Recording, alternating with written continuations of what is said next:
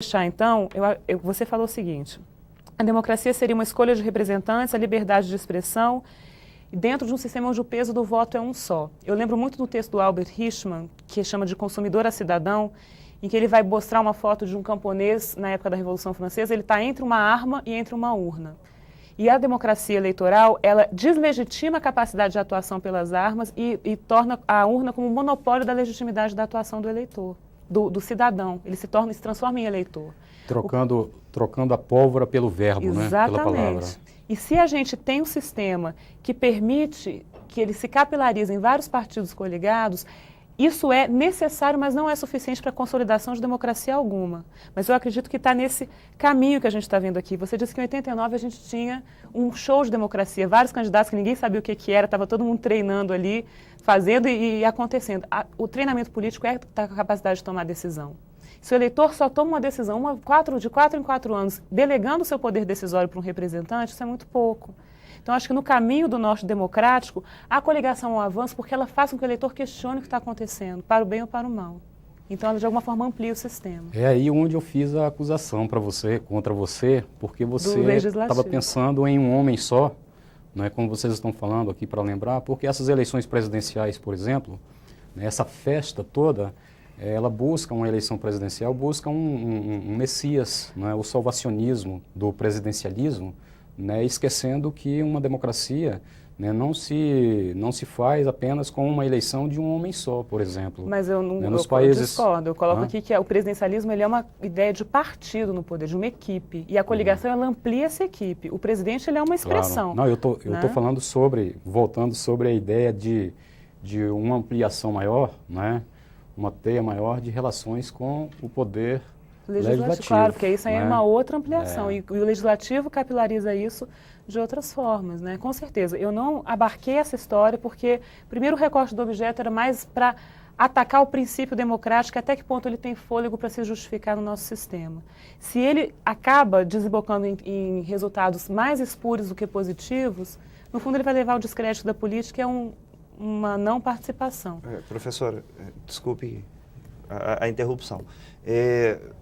Se eu bem entendi, o sistema, na sua atual concepção, permite a pluralidade de partido, a pluralidade de coligação e as aberrações decorrentes disso, como os mensalões e os sanguessugas. Não é isso? Não é isso.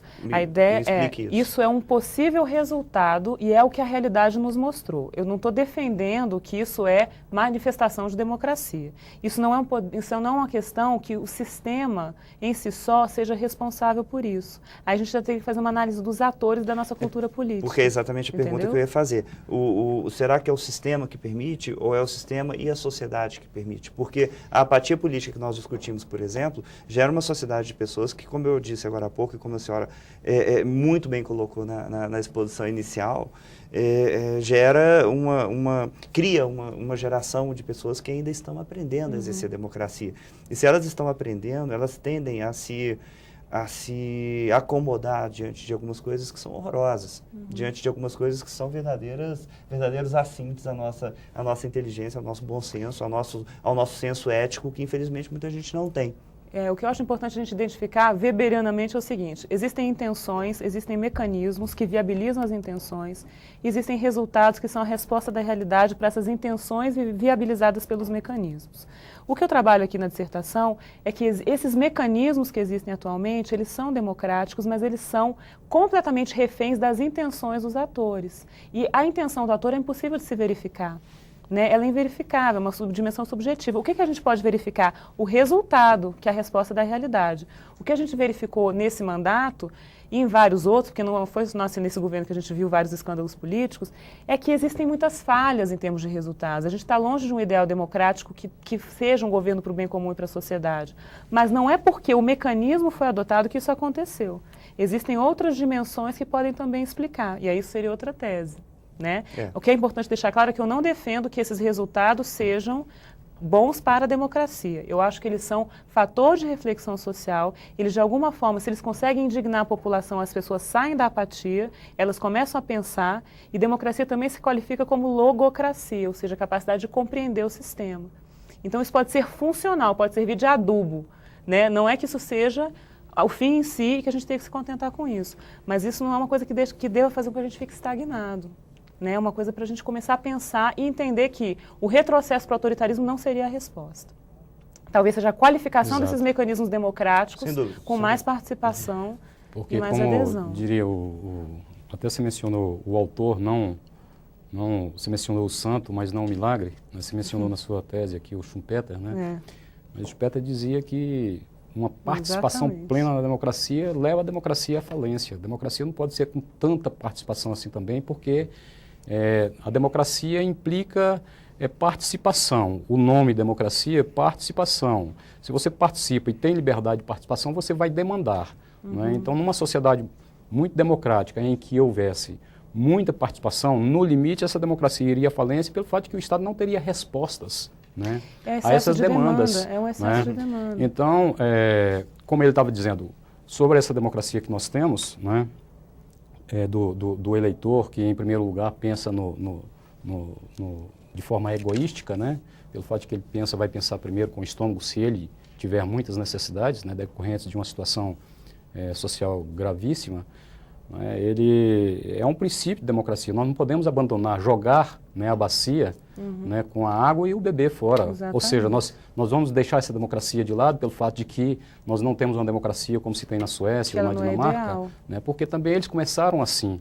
Né, e mesmo assim, mesmo também, eles não começaram com muita participação política em nenhum lugar do mundo. Pelo contrário, a democracia, ela é, na primeira fase, uma democracia política, mas lá ainda, antes da democracia política surgir, havia voto, mas era dentro do liberalismo. Claro. E o voto era censitário, só os proprietários é que votavam. Então, depois há uma extensão, né, limitada, gradual, até chegar, até o liberalismo se casar, né, se associar à democracia. Então, os Estados Unidos, por exemplo, construíram um belo modelo de democracia, mas democracia política, né, porque a democracia que surge nos Estados Unidos nas primeiras décadas do século XIX, não há participação. Os norte-americanos nunca, né, tanto é que a grande obra, né, do Tocqueville justamente alerta até, né, lá em 1830, 1835, ele já está percebendo, né, que os Estados Unidos estão caminhando para ser uma grande nação, para ser a grande potência mundial, né, mas ao mesmo tempo ele chama a atenção da sociedade norte-americana pelo fato de que a sociedade norte-americana não está tão preocupada assim com a política, está mais preocupada com as questões individuais. Não é? Então, mesmo assim, os Estados Unidos, né, são um paradigma, um modelo de uma forma de democracia que se construiu sem uma ampla e grande participação, pelo fato de que também a democracia não é uma panaceia, né, que vai resolver todas as mazelas sociais. Buscando só para finalizar essa ideia do Tocqueviliana da marcha inexorável da democracia, eu acho que no momento que a gente está, o que está acontecendo agora, os resultados dessa coligação, os resultados negativos dessa coligação, que estão mais em evidência do que os positivos, que são essa consolidação de pluralidade, eles devem servir para o eleitor se sentir mais fiscalizador de mandato. Eu acho que isso talvez seja uma lição. Não que ele esteja o tempo inteiro demandando, enfim, mas que ele esteja conectado para fiscalizar o que está acontecendo. A qualificação do eleitor, eu acho que talvez seja o melhor legado disso tudo. Se isso descamba para uma apatia, que é justamente a campanha do voto nulo, a gente está com um problema muito mais grave. Agora, se isso se consolida numa capacidade de questionar e de fiscalizar, eu acho que a gente pode ter algum tipo de saída e ver que isso aqui não é o final de nada, isso é um processo, né? Bom, chegamos ao fim de mais um programa Defenda Sua Tese. Gostaria de agradecer a presença de todos e a você, acadêmico de direito, que tem ideias novas, traga o seu trabalho para ser debatido. Para participar, envie o currículo com o título de seu trabalho para o e-mail defendasuatese@stf.gov.br.